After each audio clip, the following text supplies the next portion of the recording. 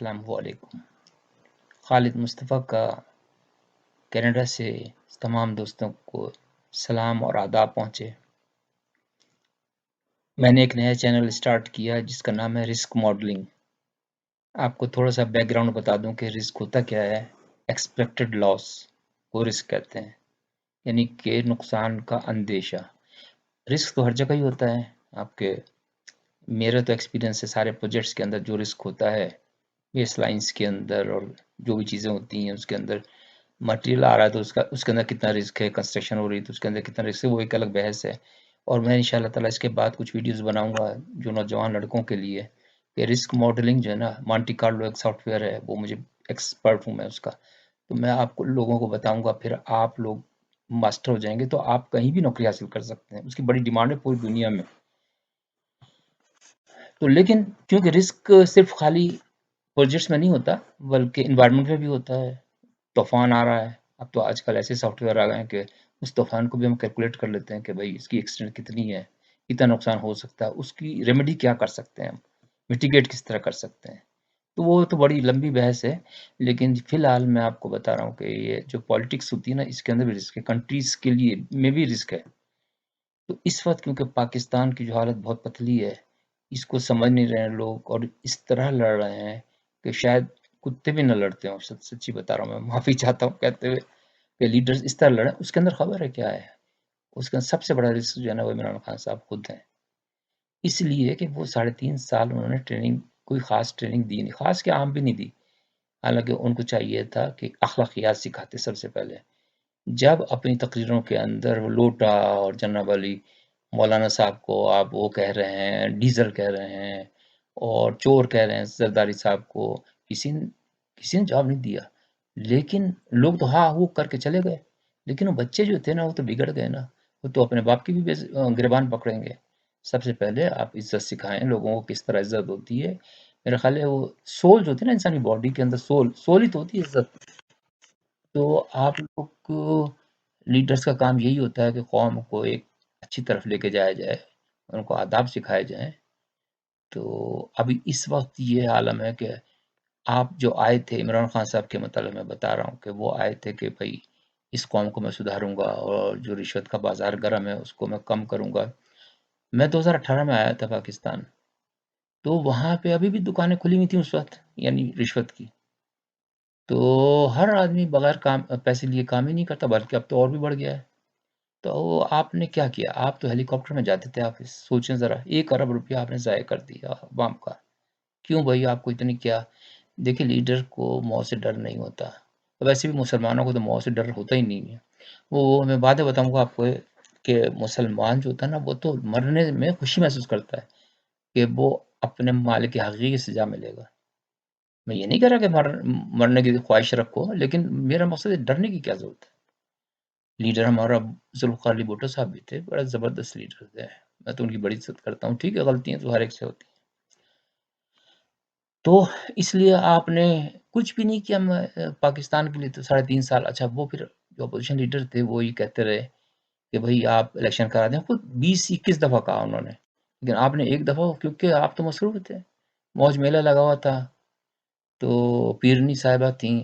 اب آپ کو تھوڑی سی شرم آنی چاہیے، مطلب آپ کی 70 سے اوپر عمر ہو گئی، آپ شادی ضرور کریں، اسلام میں جائز ہے، لیکن آپ کسی، بہت ساری بیچاری پاکستان کے اندر ایسی لڑکیاں بیٹھی ہیں جن کی شادی نہیں ہوئی ہے، تو آپ کسی سے لڑکی سے شادی کر لیتے، اور خوبصورت ترین لڑکیاں ہیں، آپ شادی کر لیتے، لیکن آپ نے وہ طلاق دلوا کے اور یہ سارا ڈرامہ کر کے نکاح پہ نکاح اور پتہ نہیں کیا کیا چیزیں، اور پھر ساتھ ہاتھ میں تسبیح بھی ہوتی ہے آپ کے۔ تو یہ بھی انڈیکیٹرز ہوتے ہیں رسک کے اندر کہ بھائی اگر آپ اندر سے آپ شو کرنا چاہ رہے ہیں نا جعلی بن کے کہ بھائی میں مسلمان ہوں، اور مسلمان تو ہیں، لیکن یہ تسبیح ہاتھ میں اوپر کر کے شو کرتے ہیں نا موٹے دانوں والی، اس پہ اس کا مطلب یہ ہے کہ آدمی آپ پر اعتماد نہیں کرے، اس میں ضرورت ہی نہیں ہے، آپ شو کیوں کرتے ہیں آپ؟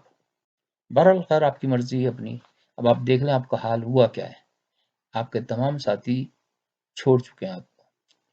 شیخ رشید صاحب جو کہ آپ کو بہت دم بھرتے تھے باتوں کے اندر، انہوں نے حاصل کر لی سب سے اچھی وزارت، اور آپ کو پتہ ہی نہیں چلا کہ وہ کیا ہے۔ آپ کو بھی مل رہا ہوگا یقیناً، یہ تو میں نہیں کہہ سکتا، آپ کو، اور آپ کو آدمی کی پہچان نہیں ہے، وہ جو بزدار ہے وہ بھی بھاگ گیا، حالانکہ اس کو تو لکھنا پڑھنا بھی نہیں آتا. یہ آپ کو شاید آپ کو بھی میرا خیال تھوڑی بہت انگلش آتی ہوگی، اس لیے کہ آپ رہے ہیں وہاں پہ کیا ہوتا ہے لندن کے اندر. لندن میں بڑی بات میں نے دیکھ لیا کہ لوگ جو ہے نا بس انگلش سیکھنا کوئی بڑی بات نہیں ہے، تو اردو بھی آتی ہے جیسے لوگوں کو، تو اردو سمجھ لو یہاں انگریزی چلتی ہے. تو لیکن آپ کے اندر اسٹرینتھ ہے کیا؟ ویکنیسز بہت دیکھی ہیں لیکن اسٹرینتھ میں ابھی تک وہ خاص دیکھی نہیں ہے. اسٹرینتھ یہ ہے، حالانکہ وہ بہت شریف آدمی ہیں، کیا کہتا ہے نواز شریف صاحب، انہوں نے آپ کو زمین دی، آپ کو سڑک بنا کے دی، تو آپ کو ان کو احسان مند ہونا چاہیے تھا. آپ لوگ کہہ رہے ہیں چور ہے چور ہے، بھئی آپ نے تو جانے دیا. جو آپ کہہ رہے ہیں 50 روپے کے اسٹامپ پیپر آپ نے جانے دیا، تو انہوں نے بھی کہہ دیا تھا، کیا تھا جج صاحب نے، بھئی ہم نے تو کچھ نہیں کیا، آپ نے ہی کیا ہے. آپ لڑ جاتے، اگر آپ کو کوئی بری بات لگ رہی تھی تو آپ استعفیٰ دے دیتے، اسی وقت استعفیٰ دے دیتے کہ دیکھا جائے گا. کہنے کا مقصد یہ ہے کہ اب جو ہے نا آپ کو اللہ سے معافی مانگنی چاہیے. اور میں تو اس موقع پہ جناب چیف صاحب جو ہمارے آرمی کے اسٹاف کے چیف ہیں، وہ نہایت شریف اور ذمہ دار آدمی لگتے ہیں، حافظ قرآن ہے. ظاہر اللہ تعالیٰ نے ان پہ ذمہ داری ڈالی ہے کہ بھائی ان کو اتنا بڑا عہدہ دیا ہے، یہ نہیں سدھریں گے. جو دوسرے لوگ ہیں نا اپوزیشن، یا سب غلط ہیں، سب کی غلطی ہے، تو ان کو بٹھانا پڑے گا. اور میں یہ سمجھتا ہوں کہ زرداری صاحب ایک ٹھنڈے مزاج کے آدمی مجھے لگتے ہیں، تو ان کی خدمات حاصل کی جائیں. حالانکہ جو ملک تھا جس کا یہ وہ تھا زمین وغیرہ کا کاروبار تھا، تو اس کے ذریعے جو ہیرے جواہرات کا جو لین دین ہوا تھا، تو اس کے اندر بھی زرداری صاحب نے ان کی ہیلپ کی تھی. ملک صاحب نے، سوری، ملک صاحب نے عمران خان کی بیوی کی جو ہیلپ کی تھی. اب وہ اس کو بھی چور کہتے ہیں. تو بھائی پہلی بات تو یہ ہے کہ دو ماڈلز ہیں دنیا کے اندر چلتے ہیں. ایک ماڈل وہ ہے جو ساؤتھ افریقہ کا ہے کہ اس کے اندر یہ ہے کہ 40% آپ دے دیں جو ناجائز پیسہ کمایا سب نے، اوپنلی، مطلب بغیر اس کا معاف ہو جائیں گے وہ، لیکن ایک ڈیٹ دے دیں، مثال کے طور 14 اگست اب آئندہ آنے والی، اور اس کے بعد اگر کوئی کرے گا تو کیپٹل پنشمنٹ ملے گی. دوسرا ماڈل ہے چائنیز، کہ جو بھی کرے گا غلط کام، اس سے سزائے موت ہی ہے اس کے لیے. اب یہ ڈیسائیڈ کرنا ہے کہ بھائی کیا کرنا کیا چاہیے. لیکن میں یہ بتا دیتا ہوں کہ ملک جو ہے نا ڈوب رہا ہے، یقین مانیں. ہم اتنی دور بیٹھے ہیں، ہم سو بھی نہیں سکتے سوچ کر، کیونکہ ظاہر ہے ہمارے دوست، ہمارے بہن بھائی، ہمارے رشتے دار بھی وہیں پر ہی ہیں. اگر کچھ ملک آپ کو پتہ ہے کہ بنگلہ دیش کے اندر جو کچھ ہوا ہے، اللہ دوبارہ نہ لائے، یا پاکستان جب بنا کیا وہ حال، ہزاروں لڑکیاں تباہ برباد ہو گئیں، گھر تباہ ہو گئے. تو میرا کہنے کا مقصد یہ ہے کہ یار اب عقل آ جانی چاہیے. اور ایک تو یہ ہے کہ اب ہر جگہ جو ہے نا جرنلزم آپ دیکھ لیں، جرنلزم کے اندر کیا ہے، صرف پیسے کمانے کے چکر ہیں اور کچھ بھی نہیں ہے. جھوٹ، اسٹرینتھ ہے ہی نہیں ان کے اندر، طاقت نہیں نا. حامد میر صاحب اچھا، مطلب ان کے پاس کانٹینٹ ہوتا ہے، اچھا بولتے ہیں، تو میں ان کی تعریف کرتا ہوں کہ وہ اچھے مطلب ہیں. اب وہ تھے عمران ریاض صاحب، وہ یوٹیوبر تھے، وہ جرنلزم تو نہیں کرتے تھے.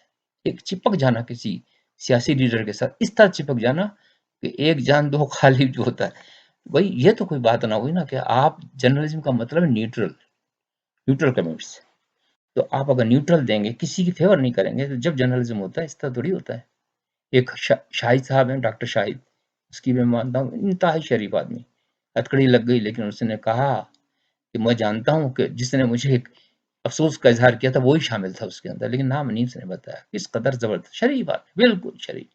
تو ایسے دو چار جرنلزم ہیں جن کو کچھ مطلب، حالانکہ بھائی اگر کوئی یہ حامد میر صاحب یا دوسرے تیسرے صحافیوں کو پیسوں کا الزام ہے کہ بھائی پیسے لیتے ہیں، وہ بھی بہت ختم ہونا چاہیے. یہ تو بات صحیح ہے کہ جو، لیکن یہ ہے کہ اب وقت ہو گیا ہے، کیونکہ اس لیے کہ جہاز ڈوب رہا ہے.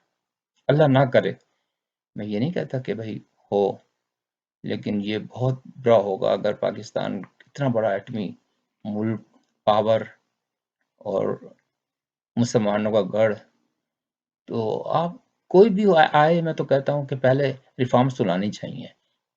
چیف صاحب کو یہی ریکویسٹ کرتے ہیں سارے لوگ کہ بھائی آپ ریفارمز تو لے کے آئیں، آرمی میں بھی لائیں، کیونکہ ہو سکتا ہے بھائی آرمی والے بھی کچھ کرتے ہوں غلط کام.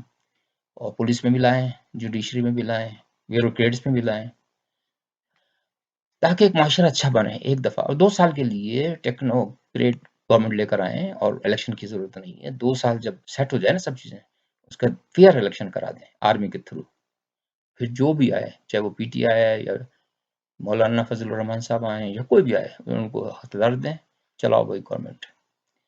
تو ہوپ فلی کہ تمام لوگوں کو میرا پروگرام پسند آیا ہوگا.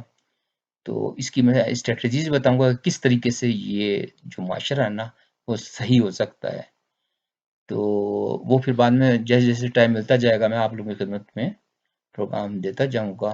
بہت شکریہ آپ کا. اور دوسری بات یہ ہے کہ آپ ضرور کمنٹ ضرور بھیجیے گا اپنے، تاکہ میں اس پروگرام کو امپروو کر سکوں. شکریہ. خدا حافظ.